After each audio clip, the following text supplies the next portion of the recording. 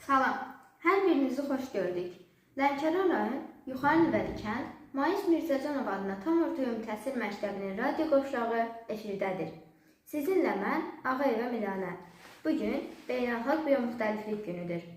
Əvvəllər həmin gün dekabrın 29-da qeyd olunurdu. Lakin 2000-ci il dekabrın 20-sində BMT-nin Baş Assambleyası tərəfindən 22 may Beynəlxalq Bioloji Müxtəliflik üzrə konvensiyası qəbul olunub və həmin gün Beynəlxalq Bioloji Müxtəliflik günü elan edilib. Bu günün qeyd edilməsində əsas məqsəd dünyanın diqqətini təbii və antropogen faktorların təsirinə məruz qalan beynəlxalq biomüxtəlifliyin qorunmasına yönəltməkdir. 1992-ci ildə Kenyanın paytaxtı Nairobidə əsası qoyulan bioloji müxtəliflik haqqında beynəlxalq konvensiyaya Azərbaycan 2000-ci ildə qoşulub. Konvensiya dünya miqyasında planetin bioloji irsinin mühafizəsi məqsədi ilə yaradılıb. Konvensiyanın təməl prinsiplərinə uyğun olaraq Respublika ərazisində bioloji müxtəlifliyin qorunması ilə bağlı xüsusi mühafizə olunan təbiət ərazilərinin mövcud şəbəkəsi genişləndirilib. Yeni milli parklar, dövlət qoruqları yaradılıb.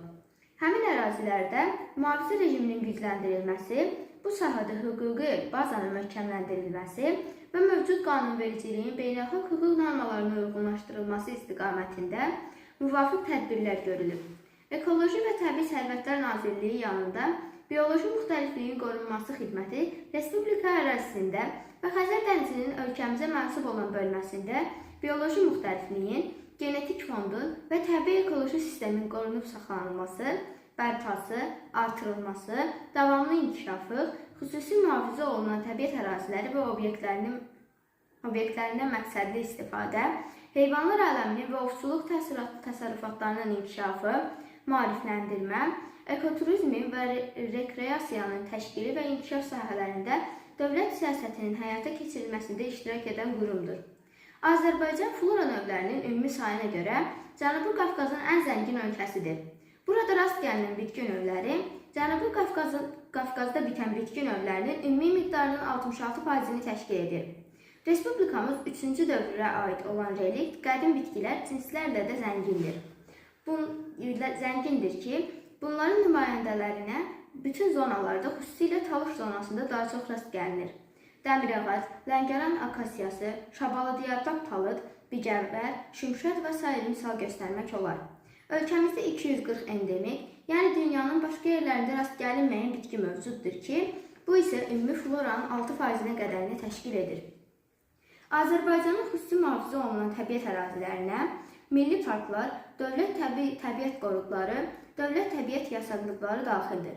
Respublikamızda 10 milli park, 10 dövlət təbiət qoruğu və 24 təbiət yasaqlığı mövcuddur.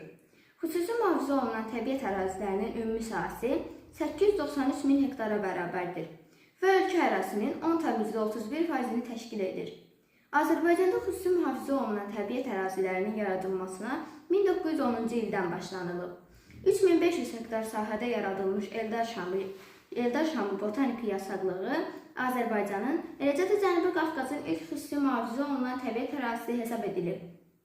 Ölkəmizdə milli parkların yaradılmasına isə 2003-cü ildən etibarən başlanılıb. Son olaraq 2018-ci ilin sentyabr ayında Xəzər dənizinin Azərbaycan sektorunda 99.060 hektarlıq ərazidə Qızılağac Dövlət Təbiət Qoruğunun bazasında yeni milli park Qızılağac Milli Parkı yaradılıb. Bununla yanaşı planlaşdırılan işlər çərçivəsində ölkədə ilk olaraq seçiləcək palçıq vulkanlarından ibarət geopark statuslu xüsusi mühafizə olunan təbiət ərazisi kateqoriyası formalaşdırılacaq.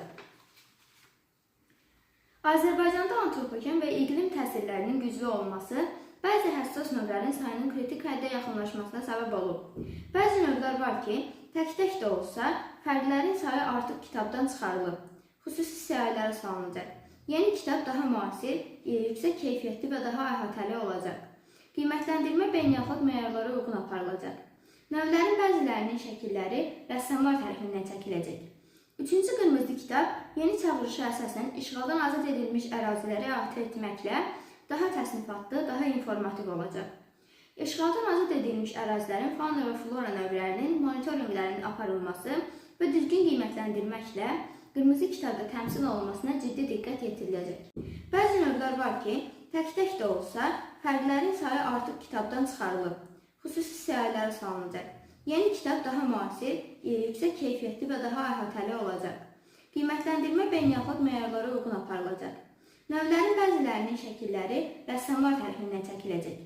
Üçüncü qırmızı kitab yeni çağırışa əsasən işğaldan azad edilmiş əraziləri əhatə etməklə daha təsnifatlı, daha informativ olacaq.